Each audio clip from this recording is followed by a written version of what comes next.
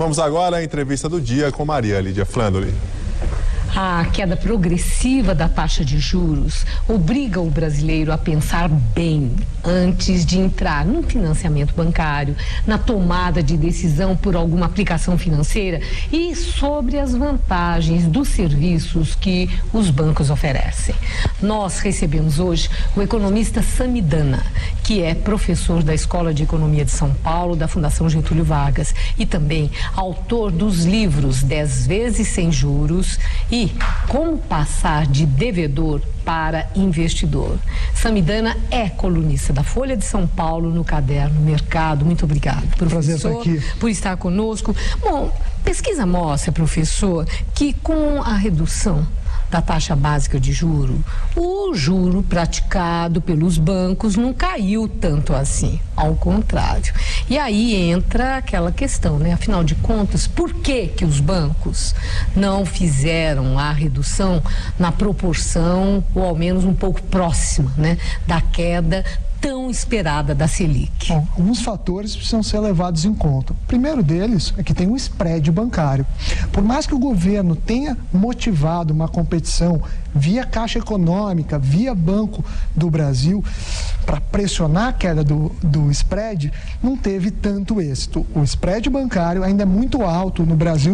Vamos explicar aqui o que é o spread. O spread é a diferença entre a taxa base da economia, por exemplo, a Selic, que hoje é 7,5%, e a taxa que é cobrado de juros ao consumidor. Então, no cheque especial, por exemplo, a taxa é 7,5%, base da economia, mas tem bandeiras que chegam a 300% ao ano. Um estudo Proteste mostrou que a gente tem maior taxa de cheque especial e de cartão de crédito do mundo. Quer dizer, a pessoa tem um dinheiro caro demais para tocar a vida dela quando ela precisa, quando ela entra no vermelho, quando precisa do cheque especial ou quando ela precisa de um financiamento. Exatamente. Paga demais. Claro que quanto mais imediato e emergente for o dinheiro, sem aviso, sem pesquisa, mais caro é. Então, cheque especial e cartão de crédito é muito mais caro, por exemplo, do que um financiamento imobiliário em que existe um planejamento. Mas há de levar em consideração que tem alguns artifícios que as financeiras usam. Muitas vezes existem outras taxas, como abertura de crédito, uma palavra ficou na moda, relacionamento com o banco. E relacionamento com o banco, às vezes, implica em você comprar produtos que você não precisa. Ou seja, acaba tornando a operação mais custosa. É um toma lá da cá, né? Que eles propõem, na verdade. Você compra esse produto, eu arrumo isso assim para você. Essa contrapartida. Mas comprar um produto que você não precisa, você... Até acho que do aspecto legal deveria ter uma discussão, se vem estar casada, mas como não é minha praia, eu só vou dizer que isso é um custo que deve ser contemplado pelo consumidor na hora de celebração ou de contratação de um empréstimo. Agora, como é que esse consumidor vai saber se ele está, e aí eu vou usar uma palavra forte, sendo explorado? Porque da maneira como você descreve, isso é exploração.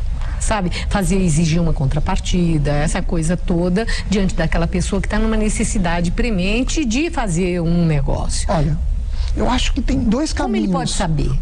Dois caminhos. Primeiro, acredito que é uma pena que a gente não tenha matérias de educação financeira e economia nos ensinos fundamental e médio. Já crescer sabendo. Já crescer sabendo, porque invariavelmente, independente da profissão, independente se vai cursar ou não uma faculdade, vão tomar decisões financeiras. E o crédito cada vez mais presente, inclusive nas classes menos favorecidas. Diante disso, a educação é um caminho. E aí eu acho que é papel da mídia, papel do governo, papel das fundações, como a Fundação Getúlio Vargas. Mas isso olhando para o futuro. E agora, aquele que já está nessa situação? Pesquisa e informação. Existe um ranking? Existe a conversa. O ranking não é muito preciso, porque o gerente tem uma margem de atuação. Então, dependendo do cliente, ele oferece uma taxa, dependendo do outro, e tem alguns outros fatores. Mas quer dizer, não existe uma coluna onde tem banco tal e tal e tal, opera com tais taxas. Isso não existe para o consumidor olhar lá na internet e ver onde é que ele vai? Alguns sites tentam fazer isso, mas isso tem uma variabilidade enorme e uma dinâmica. Então, a melhor coisa é pegar o problema real e, diante do problema real, dá uma olhada naquele produto, qual é a melhor opção. E devemos lembrar também que tem a portabilidade do crédito. Então, se eu estou devendo a uma taxa, vamos dizer, de 5% ao mês, que é a alta, e consigo um financiamento a 3% ao mês, eu posso tentar migrar o saldo devedor de uma instituição para outra. Mudar de banco. Mudar de banco. E essa portabilidade, como existe em telefone, que você vai com o número, você passa a dever ao banco com uma taxa mais confortável. Então, isso é uma dica. E é fácil fazer essa mudança de banco ou é uma tarefa complicada? Não é uma tarefa fácil, mas também não é a tarefa mais complicada. Mas o que eu posso garantir que se o consumidor, o seu cidadão, procurar uma taxa mais barata e chegar para o gerente, o banco B está oferecendo uma taxa melhor do que o banco que eu tenho conta, ele vai se mexer mais para não perder o cliente. Competição, informação diminui a margem. O banco tem medo de perder cliente? Obviamente tem, mas como é um mercado ainda pouco competitivo, as margens são grandes. Muitos bancos falam que as taxas e o spread é alto por causa da inadimplência. Eu gosto da analogia com um restaurante. A inadimplência, o banco tem decisão para quem ele empresta ou para quem não empresta o dinheiro. Então, você falar que a inadimplência é grande significa que seu modelo de concessão de crédito não é bom. Eu imagino um restaurante que você fala, eu cobro esse sanduíche R$200 porque meu cozinheiro desperdiça muitos alimentos. Certo. Então, eu não acho justo a sociedade pagar por uma ineficiência do modelo que tem poder total do banco. Ninguém obriga o banco a conceder crédito. Então, acho que merece uma reflexão sobre esse ponto. Para encerrar, em geral os gerentes são agradabilíssimos, são gentis, atenciosos. Nossa, a gente fica com a impressão, meu Deus, ele resolve a minha vida. Serve café, biscoitinho, essa coisa toda. Tem um cliente VIP, então, que vai para uma sala bacana.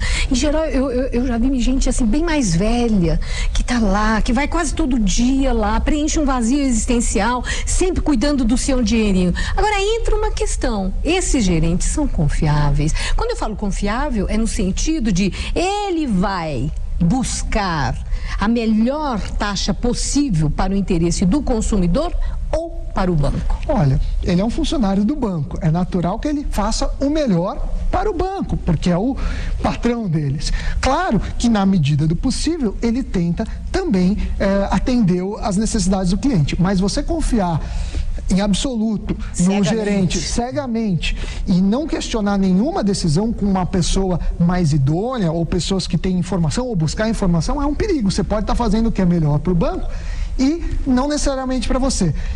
Falta de informação, pouca competição, margens exorbitantes e às vezes abusivas. Então, o melhor combate é buscar informação, buscar pesquisa de mercado, sola de sapato e lembrar sempre que tem um conflito de interesse. Os gerentes têm metas, eles são remunerados por isso e podem dar indicações que contribuem muito para a margem do banco e pouco para o cidadão. Então, a pesquisa é a melhor forma de sair desse impasse. Sair da zona de conforto. Exatamente. Vai ter que gastar sola de sapato. Tem uma comodidade, tem seu preço. É bom questionar, às vezes o montante é significante e a procura vale a pena. Muito obrigada, professor. Prazer. Boa noite.